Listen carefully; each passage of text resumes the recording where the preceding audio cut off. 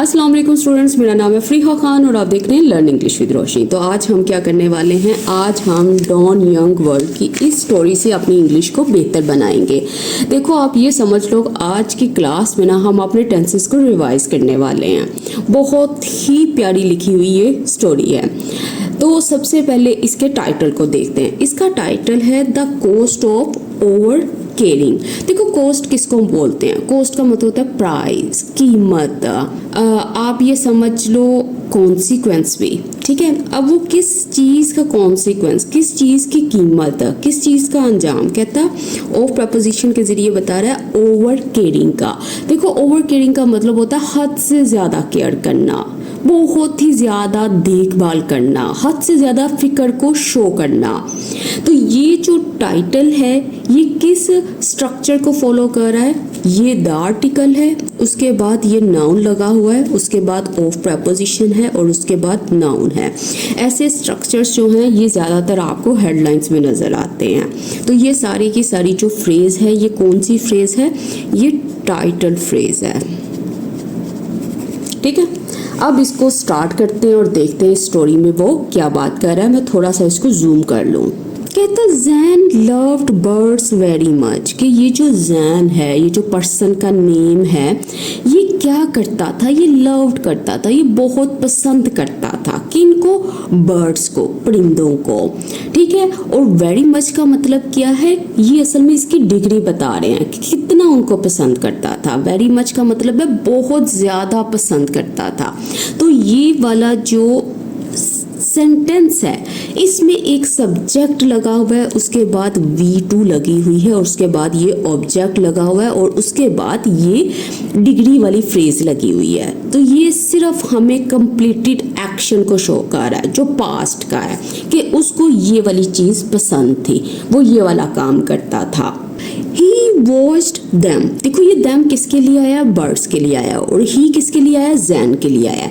He watched them, कि वो उन्हें गौर से देखता। And observed their activities, and observe करता, observe करने का मतलब होता है गौर करता, मुशाहिदा करता। their activities मतलब उनकी सरगर्मियों को, मतलब परिंदों की बात कर रहा है। और फिर लग गया फुल स्टॉप। देखो ये वाला जो सेंटेंस है ना, जो ये वाला है, इसमें क्या है, इसमें ये वाली जो टू वर्ब्स हैं उसको एंड के जरिए जोड़ा गया है। मतलब एक सब्जेक्ट है, उसके बाद वर्ब है, उसके बाद ऑब्जेक्ट है, फिर उसके बाद वर्ब है और उसके बाद फिर ऑब्जेक्ट आया हुआ है।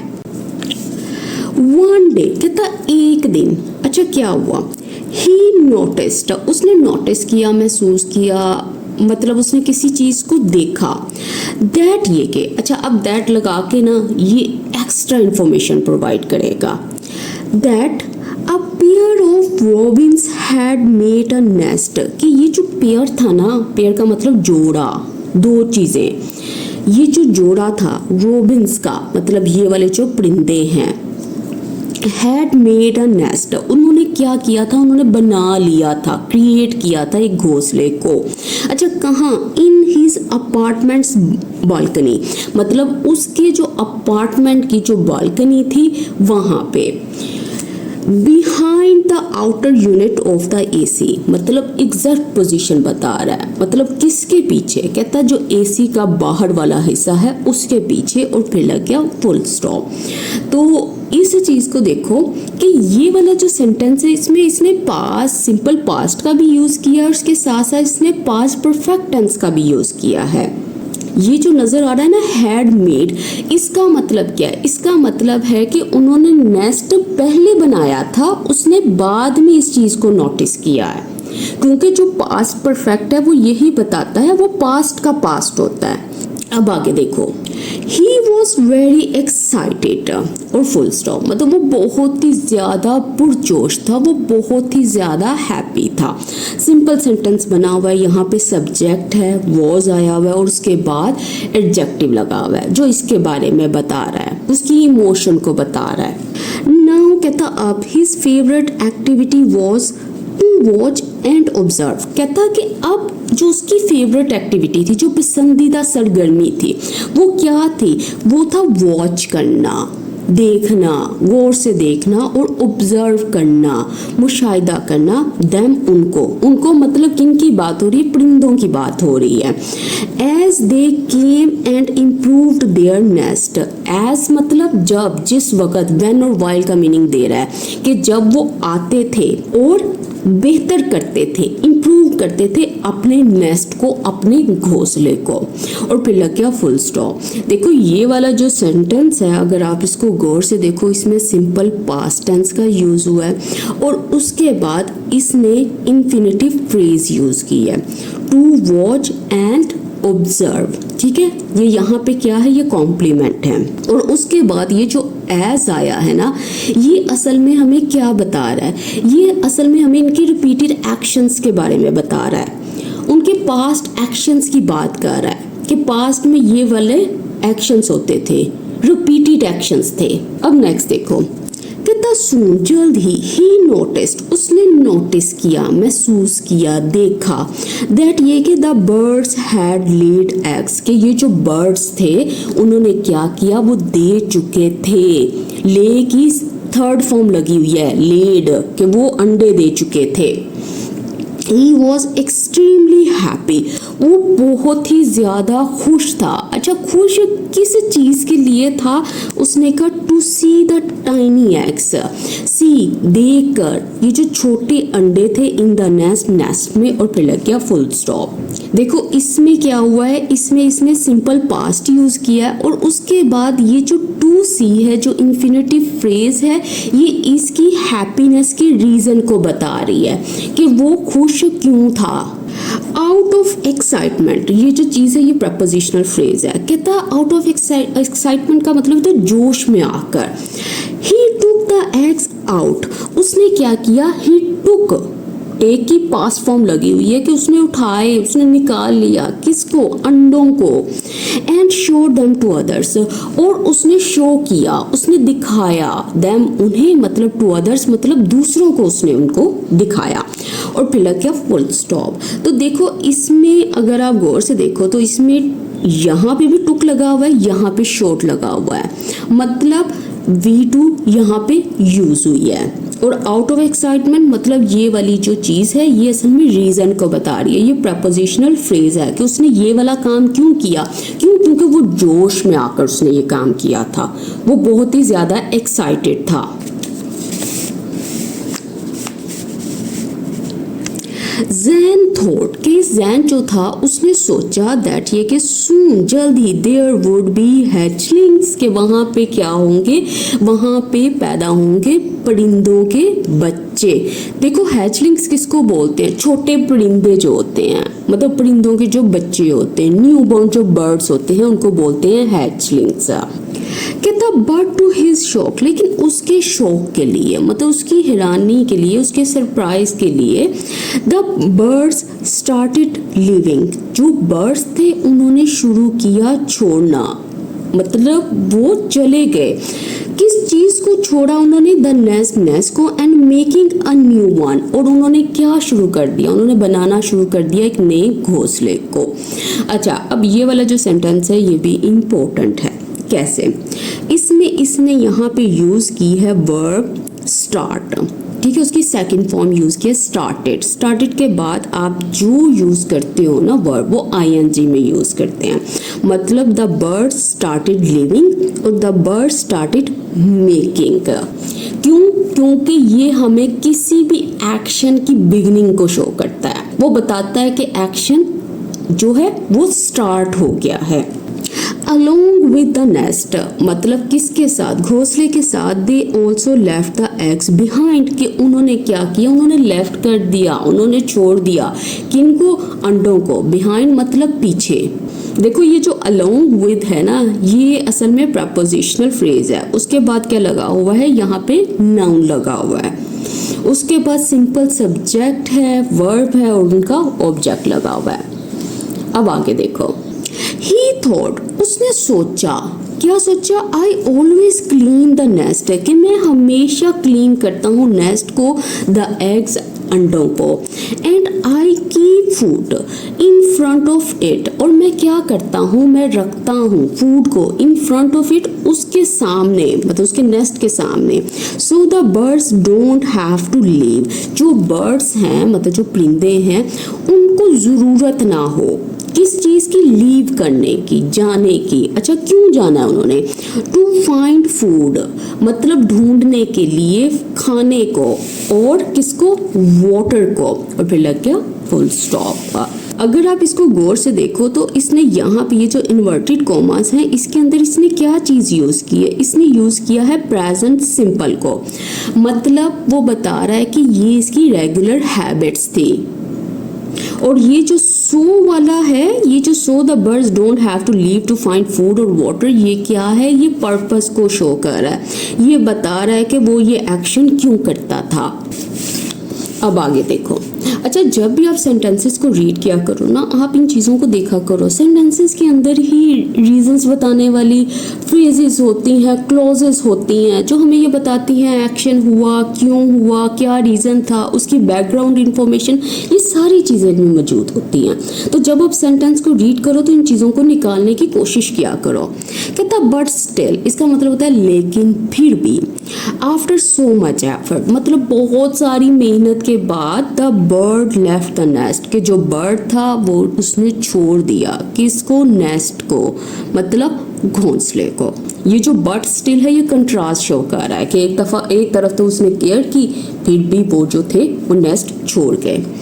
He felt sad, उसने महसूस किया, क्या महसूस किया, उदास, अनहैप्पी, एंड डिसअपॉइंटेड और मायूस, मतलब वो अपसेट हो गया क्योंकि उसकी जो उम्मीदें थी वो पूरी नहीं हुई। So he discussed the issue with his father, तो फिर इसने क्या किया, इसने डिस्कस किया, डिस्कस करने का मतलब होता है बात की, इस इशू के बारे में अपने फादर से, अपने बाप से। तो अगर ये चीज़ देखी जाए ये सिंपल पास्ट है, मतलब उसने ऐसा फेल्ट किया, कैसा फेल्ट किया, कैसा महसूस किया, ये आगे उसने बता दिया, और ये भी चीज़ पास्ट में है। और ये जो सो लगा हुआ है ना, ये असल में कंजंक्शन है, ये रिजल्ट बता रही है। देखो, अगर आप गौर से देखो, ये कॉज और रिजल्ट वाला स्ट्रक्चर है। हेडलाइंस में हमने ये बहुत ज़्यादा कवर किए थे पेड व्हाट्सएप ग्रुप में, ठीक है। मतलब उसने ऐसा महसूस किया तो उसका रिजल्ट क्या निकला, उसने डिस्कस किया इशू को अपने फादर से। अब आगे देखो, after thinking for a while, इसका मतलब होता है कुछ देर सोचने के बाद, हिज फादर आंसर्ड, उसके जो फादर थे उन्होंने जवाब दिया, son inverted commas, the bird left the nest not because something, कि ये जो बर्ड था, ये जो परिंदा था, उसने लेफ्ट किया, वो छोड़ गया इस नेस्ट को, नॉट बिकॉज, इसलिए नहीं कि समथिंग वॉज लैकिंग, कि कुछ कमी थी, किसमें, इन योर केयर, तुम्हारी देखभाल में, फिर कोमा, बट बिकॉज, बल्कि इसलिए कि यू वर ओवर केयरिंग, कि तुम बहुत ज़्यादा देखभाल कर रहे थे, इस वजह से, और फिर लग गया फुल स्टॉप। देखो, इसमें जो स्ट्रक्चर यूज़ हुआ है वो नॉट बिकॉज और बट बिकॉज का यूज़ हुआ है, मतलब वो कंट्रास्ट शो कर रहा है दो रीजंस के दरमियान में। ऑल्सो, बल्कि, नो दैट द मोमेंट, अच्छा अब इसका मतलब है नो, मतलब उसको कह रहा है कि तुम जानो, जान लो, समझ लो, क्या समझ लो, दैट ये कि the moment you touch them, कि जैसे ही तुम छूते हो, टच करते हो उनको मतलब आप ये परिंदों की बात कर लो, उनके एग्स की बात करो, दे सेंस अ डिफरेंट स्मेल, वो क्या करते हैं, वो सेंस करते हैं, वो महसूस करते हैं मुख्तलिफ स्मेल को, मुख्तलिफ सेंट को, एंड फील इनसिक्योर, और क्या महसूस करते हैं, गैर महफूज, वो सेफ महसूस नहीं करते, और फिर लग गया फुल स्टॉप।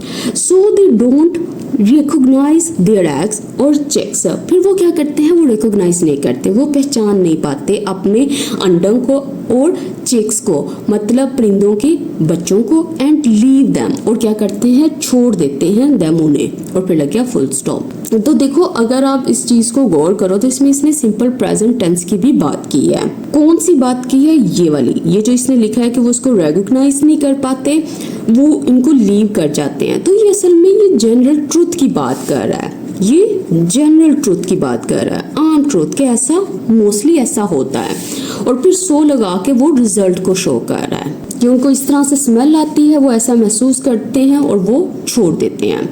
जस्ट रिमेंबर, कहता बस याद रखो, by watering a plant excessively, मतलब पानी देने से पौधे को, एक्सेसिवली मतलब बहुत ज़्यादा, हद से ज़्यादा, you are not giving it life, कि तुम उसको जिंदगी नहीं दे रहे, तुम उसको सर्वाइवल नहीं दे रहे, ग्रोथ नहीं दे रहे, यू आर रोटिंग इट्स रूट्स, तुम क्या कर रहे हो, तुम खराब कर रहे हो इसकी जड़ों को। तो इसमें किस टेंस का यूज हुआ है? प्रेजेंट कॉन्टिन्यूस का इसने यूज किया। You are not giving, you are rotting. The same thing happen with these birds, उसने कहा सेम थिंग मतलब वही बात, वही चीज हुई किनके साथ? इन बर्ड्स के साथ, इन परिंदों के साथ।